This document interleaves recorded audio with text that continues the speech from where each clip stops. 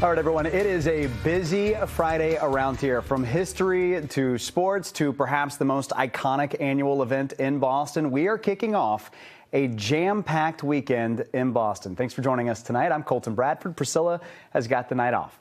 Now, it all starts tomorrow, where history buffs from all over the country will descend upon Lexington. This to mark 250 years since the shot heard round the world that started the American Revolution. Then Sunday, the Celtics take on the Orlando Magic as round one of the NBA playoffs kick off. And on Monday, runners from around the world come to town to compete in the 129th Boston Marathon. So it is a big weekend ahead here, and it calls for big coverage tonight. Let's start with NBC 10's John Maroney. He's joining us live from Lexington tonight.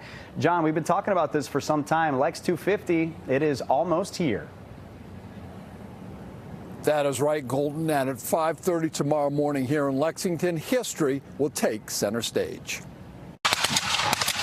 The opening salvo in the Revolutionary War at the Battle Green in Lexington 250 years ago, prompting British regulars to respond. They shoot without orders from their officers, and they kill 8, Lexington militia, and wound 10. Tens of thousands are set to descend upon Lexington to soak up that history. These kids are from Yuma, Arizona, where they've only been reading about the battle in books. I think it's really great to see what you've been learning about. Modern television technology, including jumbotrons for the anticipated crowds, will give everyone a chance to see Saturday's dramatic reenactment of what happened here on April 19th, 1775.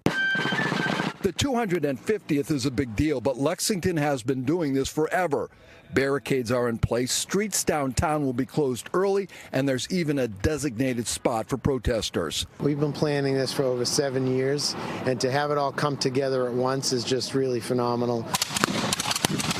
The battle reenactment is the main attraction, but the Golden Knights parachute team will also jump onto the green to mark the 250th anniversary of the U.S. Army.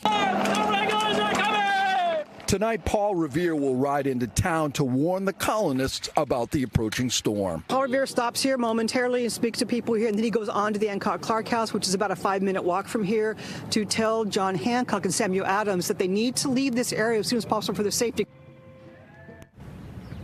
Lots of things happening. For more information, search up the Lexington 250 website.